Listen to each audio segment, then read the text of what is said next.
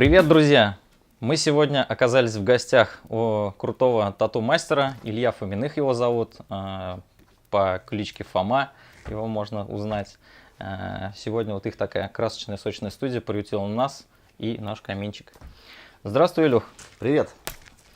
Очень рад знакомству, давно хотел с тобой познакомиться лично и прийти к тебе на сеанс.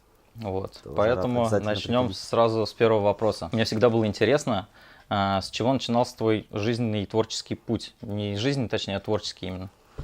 Начиналось это очень давно, наверное, в самом детстве еще. Когда мне было 7 или 8 лет, мне принесли татуировочную машинку самодельную.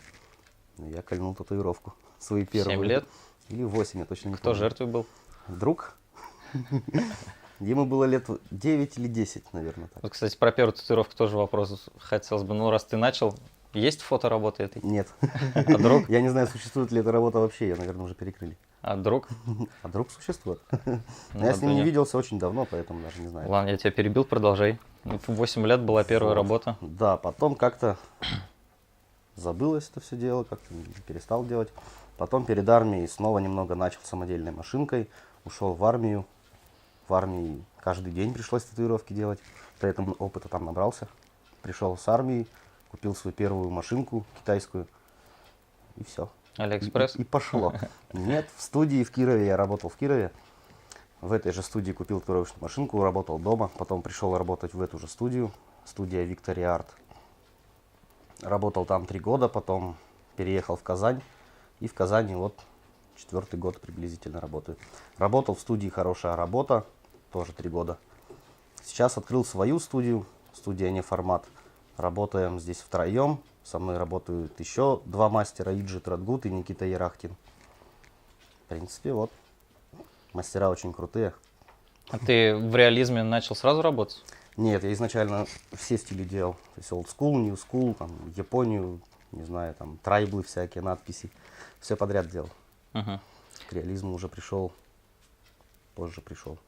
Когда Пройдя через все эти стили, пришел к понял, реализму. что вот поперл, да? Да, реализм самый сложный оказался. Ну, реализм, да, это, наверное, все-таки не тяжело. Я вон смотрю твои картины здесь. Спартаки. Даже видел твои работы. Если положить рядом фотографию, фотка просто потеряется там по сочности, по насыщенности. Я меняю фотку, добавляю от себя немного. То есть художественное образование у тебя, получается, нет? Ты начал сразу прям с татуировки? Как прям сказать, я с в машинки? детстве поступал в художественную школу, но как-то забросил это дело, походил там, наверное, пару месяцев, наверное, и забросил. Потом в конце года пришел, сдал экзамены, мне подарили бумажку, что я окончил 1 класс художественной школы. Угу. Но больше учился по видео в интернете и по книжкам, по самоучителям разным, и все. Потому что это мне больше дало, чем художественная школа. А ты вот до татуировок рисовал? Да, я давно еще занимался граффити, рисовал на стенах. Ну, так, портреты рисовал на заказ. Вот. В общем, рисовал всем, чем можно, на всем, где можно. Угу. И где нельзя тоже. Ну, понятное дело, граффити же. Да. Твой опыт, получается, почти 20 лет? Ну, если смотреть, да, с того Сначала времени, с первой то татуировки. это примерно 20 лет. Но если, я считаю, что более осознанно уже в армии начал делать, то есть в 2008 году. Угу. То есть, наверное, с 2008 года и стоит отсчитывать. То, что было до армии, 9 не лет. считаться. За 9 лет так Ну, круто примерно научиться делать 9, татуировки можно. 8-9 лет, да. Это безопасно? Это безопасно. Все одноразовое, все стерильное.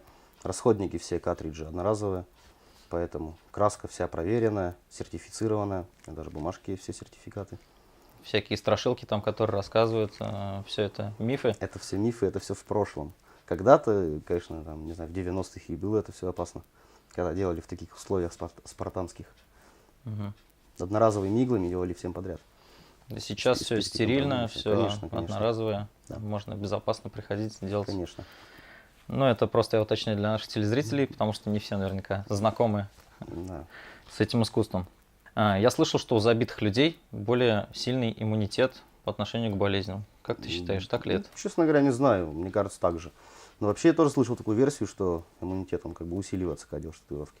Ну, вот Я разницы не вижу, не знаю. по версии британских ученых, они доказали, что у забитых людей иммунитет выше в связи с тем, что когда человек делает татуировку, организм испытывает стресс и повышает свой болевой Я считаю, порог. что скорее правда, чем нет. Вот, все же. Я не могу сравнить С незабитыми людьми, так как я сам весь забитый, поэтому не знаю. Мгм. Вот. Я вот по Скорее, себе да. могу сказать, я когда начал делать, я болел в год 5 раз. Мгм. А после того, как сделал достаточно крупную работу, я еще ни разу в этом году не болел. Вот видишь, значит работает. Вот, я поэтому тоже хотел Забивайтесь. услышать мнение. Можешь вспомнить свою самую любимую работу? Самую любимую. Честно говоря, нет такой конкретно одной работы самой любимой. В каждой работе есть что-то свое. Ну, вот Что-то нравится, что-то не нравится. в какую-то я каждой видел, у работе. тебя есть такая работа, где там течет мед, девочка, по-моему, подводный мир. да. Вот, давай ее обсудим. Нет, подводного мира там нет. Это работа на татуировщице из Краснодара Даша Пироженко. Мгм. Это ее рукав. То есть там верхняя часть рукава не моя, и вот эта часть не моя. Остальное Ну, всё расскажи, моё. что там поподробнее. Там татуировочная машинка здесь, потом пирожное с кисточками, карандашами, с иголками воткнутыми. Мгм. Пирожное, потому что она Пироженко, фамилия. Здесь мед, такой мед стекается. с Потому палочками, что она здорово. сладкая. Да, да. А тут такая злая девочка, которая пытается съесть этот мед. Потому что иногда она бывает злой. Да. Вот сколько времени ты потратил на это? На Это, этот по-моему, 4 шедевр? или 5 сеансов по 5-6 часов. Мгм. То есть рукав полностью сделать, получается, ну, грубо говоря, сутки, да? Ну, то Работы есть там вот непрерывно. верхняя часть уже была сделана, это не я делал. Но вообще в среднем 5-6 сеансов, по 5-6 часов это целиком весь рукав. А почему делается между сеансами? Почему вот нельзя сразу сделать все? Можно сделать несколько дней подряд, то есть 2-3 дня можно делать, но вытерпеть это нереально просто. Это Я тяжело, делал, да? Да, я делал 5 дней подряд, но на 5-й день человек просто бледный сидел и в обморок падал. Поэтому лучше делать перерывы примерно в месяц. Чтобы И полностью для зажил, да? организма и заживает татуировка. Как создавала она эскиз, или это твоя все-таки идея была? Вот так вот скомпоновать такие разные вещи? Трудно сказать. Начали мы делать сначала эту девочку, просто как отдельную картинку. Потом нашли фотографию этого меда, а давай куда-нибудь мед прилепим, а давай. Прилепили этот мед. Потом хотелось ей сделать татуировочную машинку, так как фотографий крутых не было, мы взяли мою какую-то старую татуировочную машинку, сфоткали ее с крутым освещением. И все. Я там уже на ходу дорисовал всякие молнии, все такое. А пирожное, она сама заказывала у кондитера пирожное, фотографировала его в разных вот этих ракурсах. И с этой фотографией Втыкала в него делали. иголки, карандаши. Эти иголки-карандаши мы так уже дорисовали на ходу. А как ты переносишь вот это все эскизы на руку? Трансферная бумага. То есть сначала То есть рисуется я эскиз распечатываю какой-то? фотографию, ну, либо это рисуется, либо распечатываю фотографию. Через трансферную бумагу перевожу, приклеиваю и все.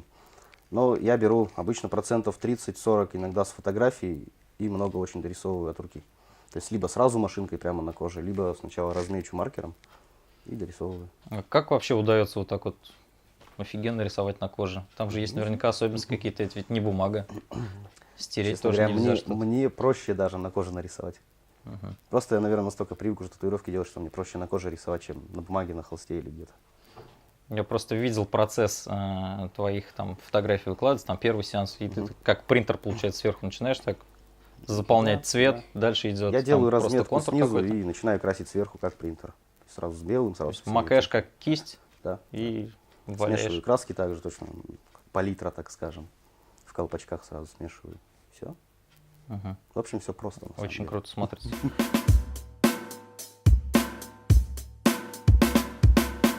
Какие самые больные места для нанесения татуировки? Это, наверное, на предплечьях это нижняя часть, сгибы, локти, ребра. Супер больно на себе проверил. Голова. По себе не знаю, но говорят очень больно. Шея, ключицы. То есть на ногах, вот здесь вот под коленки, колени. Где нежная кожа Где получается? нежная кожа, да. Вот самое менее болючее, это вот, наверное, ляжки. Вот эти Филейная вот часть, места, вырезка. филе, да. Плечо не особо больно. Больно, на самом деле, больно везде, но боль везде немного разная. Где-то больнее, где-то меньше, где-то в обморок падаешь сразу. У тебя часто люди в обморок падают? Не часто, но бывает случай. А что нужно, чтобы не Отъезжает. падать в обморок? То есть как-то подготовиться надо? Да, нужно плотно покушать, выспаться и в бодром настроении прийти. Еще такое мнение бытует, там кто-то делает татуировки. Вот мы пили, то есть пить, насколько я знаю, До запрещено. сеанса лучше вообще не пить, потому что с похмелья и вот так вот кожа, точнее кровь начинает тут более идти. Она более разжиженная, более кровит. Мгм. И человек себя самочувствует не очень, поэтому в обморок поэтому падает. Ну вот. И после сеанса тоже нежелательно, но после сеанса это уже не так страшно, как до сеанса. Самое опасное до сеанса. Какое самое необычное место, где ты делал татуировку? Блин, даже не знаю, наверное. Я разделял пальцы сросшиеся на ноге. То Чем? есть, знаешь, бывает такое вот, когда срастаются пальцы, Мгм. вот такие бывают. Я рисовал промежуток между этих пальцев. Мгм. Накалывал В реализме? в реализме. Со То есть там соседнего, типа тени, типа... да-да-да, с соседнего промежутка пальца срисовывал сюда. Мы у тебя И найдем эту визу- работу, она есть? Есть, но это очень старая работа, наверное, еще в 2013 или 2012 году я когда-то делал. И чё, Фотографии не очень по качеству, но в целом работа удалось может обмануть быть. людей? Удалось, реально выглядит как будто нормальные пальцы. Из чего складывается стоимость татуировки? Из-за всего. В первую очередь из-за расходников. Ну, Всё это, стоит. наверное, не сильно сказывается на твоей цене. Наверное, все-таки опыт. Вот Да, расскажи немного больше, про это. наверное, больше из-за опыта, из-за имени мастера и из-за спроса. Так как чем больше спрос, тем дороже сеанс стоит. Сюда же еще все эти разъезды, поездки, фестивали. То есть, чтобы съездить на один фестиваль, надо в среднем от 50 тысяч выложить. И бокс сам примерно в районе 30 тысяч стоит. То есть, Бокс? бокс на фестивале это место, вот, Ага. где ты работаешь. То есть, как бы аренда этого бокса от 30 тысяч. Ну, везде по-разному, разные То есть цены. татуировки на фесте, они стоят дороже обычно? Да, обычно дороже. Вот. И в целом цена отсюда и вырастает. Мгм. А какой самый дорогой, вот ты слышал, цену за сеанс? За сеанс, я, честно говоря, не знаю, там какие-то космические бывают цены вообще называют. И по 800 евро в час. Слышал такие версии, но не знаю, правда это или Ну, я вот нет. слышал, в Москве есть чувак, который делает, у него сеанс стоит 80 тысяч. Есть это. Ну, то Причем есть- вполне нормальная цена еще. Илья, смотри, татухам вообще хрен знает сколько тысяч лет, да? Да. Они существуют вообще и издревле. Как ты считаешь, к концу 21 века какие-то, возможно, изменения произойдут? Может, лазер там или роботы будут делать? Ну, Вот если вот так вот пофантазировать. возможно, да, скорее всего. То есть уже будут какие-то принтеры, какие-то, не знаю, придумают для татуировки, но все равно человеческий труд, он всегда останется востребованным. То есть мастера, они никуда не пропадут. Мастеров все больше и больше, наоборот, сейчас появляется. Поэтому это обороты набирает татуировка очень сильно. А как ты считаешь, тоже если так пофантазировать, как будет себя украшать человек в конце 21 века? Даже не представляю. Вырезать там Нужно себе что-нибудь? дожить. что-нибудь ещё? Да, сейчас боди-модификации всякие разные, там шрамирования, не знаю, что только не делают с собой.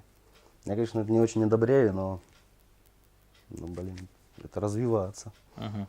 Татуировки, То есть они не считаешь, умрут, что они будет будут всегда. шрамирование какое-то? Возможно, придумают, да, какие-то новые, там, импланты разные, там, выращивают в себе, рога какие-нибудь. Не знаю. На жене вообще есть свободное место на твоей? Конечно, жене мы начали делать спину очень давно, наверное, 3 или 4 года назад, и она так и ходит недоделанная. Говорит, что это очень больно и не дается доделать. И не надо. На ней, честно говоря, я же начинал делать, когда только-только сам начинал. Потом сам себя же перекрывал другим рисунком. Потом немножко снова подрос, и этот же рисунок еще в третий слой. Сначала перекрыл. матом себя перекрывал, потом на И ней. этот тоже, да. В общем, в 3 слоя кавер у То жены есть, на спине. На жене еще осталось свободное место. Очень много места, но она мне не хочет его отдавать, это место. Потому что боится боли. Выходи за меня. Я не боюсь, сделаешь мне спину. Крутяк. Я Нежданчик. боюсь, моя жена мне этого не простит, ладно. Как отнеслись твои родители к твоему хобби? На тот момент еще хобби, В наверное, целом было. все одобрили. Не было такого, что ты надо было идти на завод. Нет. Я всегда рисовал, и родители знали, что я в этом как-то буду развиваться именно в рисовании. Поддержали, помогли, так скажем, с первой машинкой даже помогли. Батя подогнал плечо, нет? Нет, пока что нет, но возможно в дальнейшем. Чё, даже согласиться? Думаешь, Да. круто, когда родители Подсажу поддерживают. на иглу. Круто, когда поддерживают все-таки. Ладно, мы знаем, что у тебя есть зоопарк и дома, и в студии. Как ее зовут? Змею? Это Жужа. Жужа в студию! Кто это такая? Это Расскажи королевский немного. бетон. Ее зовут Жужа. Ага. Ей примерно около 4 лет. Она Я может точно меня не знаю. типнуть, если я ее Ну, возьму? Вряд ли.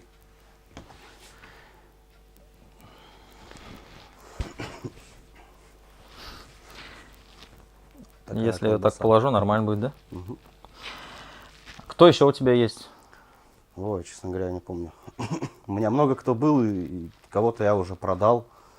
А сейчас в данный момент у меня есть еще варан сальватор, 2 молочные змеи Нельсона, удав, крокодиловый кайман, черепаха, бородатая гамма. Кто еще есть? Улитки ахатины есть. Улитки кто? Ахатины. Не ассасины? Такие большие улитки. А в студии у тебя часть живет дома, Часть как я студии, понимаю. часть дома, да. А дом как к зоопарку относится? Нормально вполне. Соседи там, когда слышат А рок соседи- крокодила а сосед вечером. не в курсе, он не рычит так, Да? так громко. Ой-ой. Я всегда думал, что шарф должен греть, но этот шарф не греет. Но если Но он очень красивый и клевый. подержать над чем-то теплым, она тоже теплая останется. Ну, логично. Это же. Насколько это тяжело содержать зоопарк такой? Ну, не как зоопарк, Ну, террариум. честно говоря, Правильно. ну да, скорее террариум, но несложно. Намного проще, чем собаку или кошку. Даже. То есть тот же питон ест раз в 3 недели приблизительно одну крысу. А он кошек не ест?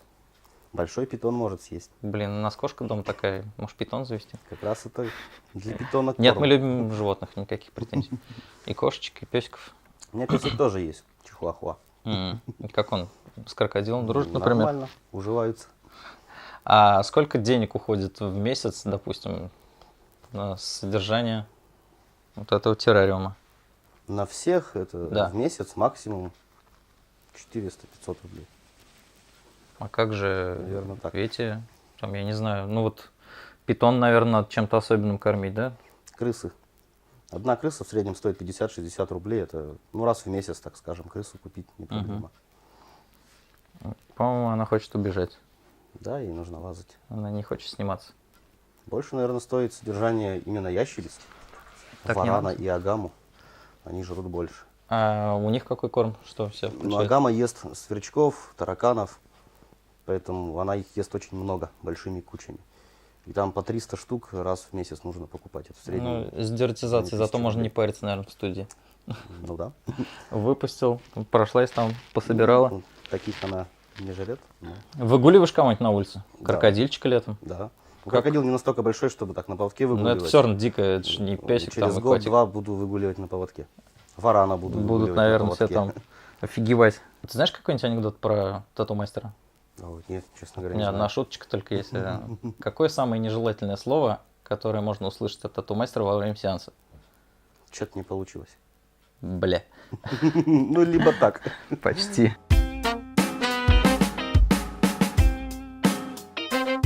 Сейчас у нас рубрика 5 самых популярных вопросов, которые задают тату-мастеру. Я тебе буду их быстренько зачитывать, ты можешь на них тоже однословно отвечать. Что значит татуировка? То, что нарисовано, то и значит. Это больно? Больно. Это навсегда? Да, Почему так дорого? потому что Понятно. Делаешь временные татуировки? нет, их не существует. Приходят ли к тебе люди, которые не достигли 18 лет? Делаешь ли ты им татуировки? Приходят, но очень редко. Если делают, то с разрешения родителей. То есть в личном присутствии родителей. И делаешь ли ты работы какие-то, о которых человек может пожалеть? То есть ты предупреждаешь об этом? Стараюсь не делать, я стараюсь отговорить как-то. Ну, то есть там на лбу я Да, там да, да. какой-то, ну, такой явно кричащий, да? Да, такие явно, такие вот штуки я не делаю. Мгм. Ну что ж, О чем бы я пожалел, что сделал это. блин.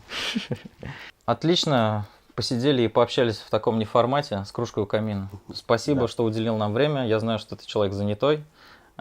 Тем не менее, очень рад знакомству с тобой, Тоже с рад. Жужей и с твоим творчеством. Ну а с вами, как всегда, была Жужа и Юрий Михайлов. Мы увидимся с вами на телеканале «Зима» в 22:00. До скорых встреч!